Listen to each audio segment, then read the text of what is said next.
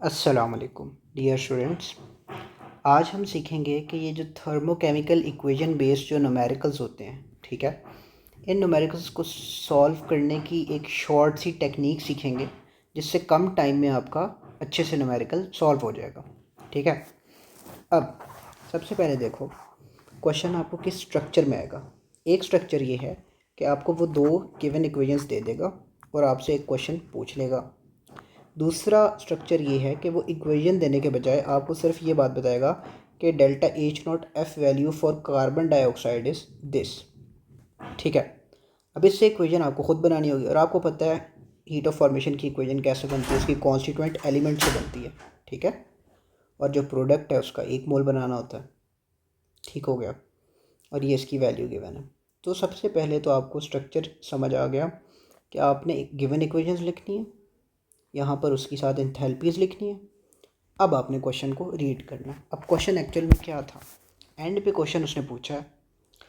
Question भी दो तरह से पूछा जा सकता है। एक तो ये कि वो खुद इक्वेशन बना के दे दे और डेल्टा एच नॉट वैल्यू उसकी पूछ ले आपसे। दूसरा ये कि आपको डायरेक्ट क्वेश्चन ही स्टेटमेंट की फॉर्म में करे, आपको खुद इक्वेशन भी लिखनी पड़े। तो आपने ये भी समझ लिया कि इसके दो तरह के स्ट्रक्चर्स क्या होते हैं। अब देखो H not F for carbon dioxide की इक्वेशन कैसे लिखते हैं, उसके कॉन्स्टिट्यूएंट एलिमेंट्स से आपने क्या बनाना है, 1 मोल उस चीज़ का, उस प्रोडक्ट का जो कि है कार्बन मोनोऑक्साइड। ठीक है, गैशियस फॉर्म सॉलिड फॉर्म। अब इसकी जो delta H not F value है वो आपने फाइंड करनी है, यही मिसिंग है। ठीक है, यही मिसिंग है। ये क्या है, अब इसको फाइंड करने के लिए अब हम सॉल्यूशन शुरू करने लगे हैं। सबसे पहले आपको पता है आपने क्या निकालना है, delta H not F value for किसके लिए, कार्बन मोनोऑक्साइड के लिए। अब जिसके लिए निकालना है आपने देखना है वो रिक्वायर्ड इक्वेशन में कहाँ पर है, प्रोडक्ट साइड पर है। उसका मोल कितना है, 1। तो सबसे पहले तो आपने इस चीज़ को इंश्योर करना है कि जो गिवन इक्वेशंस हैं उसमें कार्बन मोनोऑक्साइड है किधर, ये है जी रिएक्टेंट साइड पे, और हैं कितने मोल, 1 मोल, इसका भी 1 मोल। तो इसका मतलब इस इक्वेशन को हमें रिवर्ट करना पड़ेगा, इन्वर्ट करना पड़ेगा, यानी रिएक्टेंट प्रोडक्ट की जगह चले जाएंगे, प्रोडक्ट रिएक्टेंट की जगह चले जाएंगे। कैसे करेंगे अभी करवाता हूँ। देखो यहाँ पर क्या होगा कि इक्वेशन को रिवर्ट करने के लिए ये कार्बन डाइऑक्साइड है, इधर आ गया रिएक्टेंट साइड पे, इधर आ गया जी कार्बन मोनोऑक्साइड प्लस 1/2 O2। ठीक है, और ये दोनों गैशियस फॉर्म में और वो भी गैशियस फॉर्म में। ठीक है जी, अब इक्वेशन तो रिवर्ट कर ली, लेकिन इक्वेशन रिवर्ट करने का एक रूल होता है कि जो डेल्टा एच नॉट वैल्यू थी उस इक्वेशन की, प्रीवियस इक्वेशन की, उसकी वैल्यू का भी साइन रिवर्ट हो जाता है। पहले वो क्या था, नेगेटिव, अब वो क्या हो गया, पॉजिटिव। क्यों भाई, द रीज़न इज़ कि पहले ये बॉन्ड्स थे रिएक्टेंट साइड पर और इसके बॉन्ड्स थे प्रोडक्ट साइड पर। ठीक है, तब आपको ये मैग्नीट्यूड था, लेकिन इसके जो साइन था वो नेगेटिव था, यानी एनर्जी रिलीज़ हो रही थी। अब क्या हुआ है कि जो चीज़ पहले प्रोडक्ट साइड पर थी, अब उसी के बॉन्ड्स बेसिकली वो रिएक्टेंट साइड पर, अब वो एज अ रिएक्टेंट इन चीज़ों को एज अ प्रोडक्ट बना रही है। तो ऑब्वियस बात है कि जब आप इतना बड़ा चेंज लेकर आओगे, एग्जैक्ट उस इक्वेशन को कम्प्लीटली रिवर्ट करोगे, तो यहाँ पर सिंबल में फ़र्क आ जाएगा, मैग्नीट्यूड सेम रहेगा। ठीक हो गया, यहाँ तक कर लिया। अब आपने देखना होता है कि साथ इसके क्या मोल्स भी ठीक हैं। हाँ भाई, इधर भी 1 मोल, इधर भी 1 मोल, सिंपल, ख़त्म। यहाँ तक था आपका काम। अब आपने क्या करना है भाई, अब आप सिंपली एक काम करोगे और वो ये है दैट इन इक्वेशंस को ऐड कर दोगे। ठीक है, इन इक्वेशंस को ऐड कर दोगे। ठीक है जी, अब जब आप ऐड करोगे तो ये ऑपोजिट साइड्स पर है, कैंसिल हो गया। अब यहाँ पर जो है वो 1 मोल था O2 का और यहाँ पर जो है वो हाफ मोल था, तो इसका हाफ मोल इसके हाफ मोल से कैंसिल होगा, पीछे हाफ मोल बच जाएगा।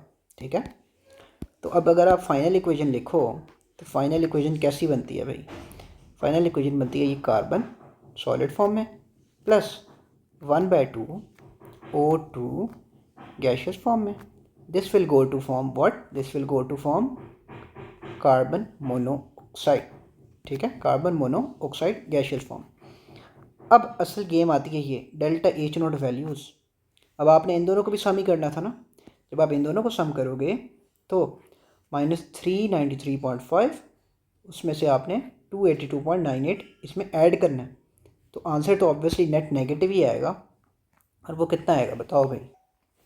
वो बनेगा -110.52 किलो जॉल। ठीक है। अब अगर मैं आपको समरी बताऊं जो कि आपने हर इस तरह के क्वेश्चन पे अप्लाई करनी है, वो ये है कि नंबर 1, आपको क्वेश्चन का स्ट्रक्चर पता हो। उस स्ट्रक्चर को इस्तेमाल करके आपने सबसे पहले गिवन इक्वेशंस अलहदा कर ली और रिक्वायर्ड इक्वेशन अलहदा कर ली। अब आप देखोगे कि उस रिक्वायर्ड इक्वेशन को किस बेसिस पे आपसे क्वेश्चन क्या किया गया। क्वेश्चन में आपको कार्बन मोनोऑक्साइड को मेन चीज़ बना के रखा गया। तो कार्बन मोनोऑक्साइड को आप देखोगे रिक्वायर्ड इक्वेशन में कहाँ पे चाहिए। रिक्वायर्ड इक्वेशन में तो वो प्रोडक्ट साइड पे चाहिए। उसके मोल्स कितने चाहिए, 1 चाहिए। अब आप इस चीज़ को तलाश करोगे with in the given equations. Given equations में आपको ये पहले गिवन थी कार्बन मोनोऑक्साइड, पहले गिवन था आपको रिएक्टेंट साइड पे। आपको पता चला कि इसको आपने प्रोडक्ट साइड पे लेके जाना है, होल इक्वेशन को रिवर्ट करना है। और इसके जो नंबर ऑफ़ मोल्स हैं वो आपको 1 चाहिए थे और इसके ऑलरेडी 1 थे। अगर तो ये होता कि इस गिवन इक्वेशन में हर चीज़ 2 पे थी, अगर हर इस इक्वेशन में कंप्लीट हर चीज़ 2 से मल्टीप्लाई की गई होती और इस तरह की इक्वेशन आपको गिवन होती, तो तब आपको क्या करना पड़ता, एक तो इसको प्रोडक्ट साइड पे लेके जाना पड़ता और उसके साथ साथ सब कुछ डिवाइडेड बाय 2 भी करना पड़ता। ठीक है। ये भी पहले 2 से मल्टीप्लाई होकर कोई 400 कुछ होती। ठीक है, कुछ इस तरह की वैल्यू होती, उसको फिर से आपको डिवाइड बाय 2 भी करना पड़ता। ठीक है। तो दो चीज़ें सेम करनी होती हैं। एक तो ये कि जो मेन आपका सेंटर ऑफ इंटरेस्ट है उसको पहचानना कि वो रिएक्टेंट साइड पे या प्रोडक्ट साइड पे या रिक्वायर्ड इक्वेशन में। फिर उस रिक्वायर्ड इक्वेशन के लिहाज से उस मेन चीज़ को यहाँ से ढूंढना गिवन इक्वेशन में। उसकी पहले साइड सही करना, यानी अगर वो रिएक्टेंट साइड पे चाहिए तो वो रिएक्टेंट साइड पे हो, प्रोडक्ट साइड पे चाहिए तो वो प्रोडक्ट साइड पे हो। उसके जितने मोल रिक्वायर्ड इक्वेशन में हैं उतने ही मोल बेसिकली उस गिवन इक्वेशन में हो।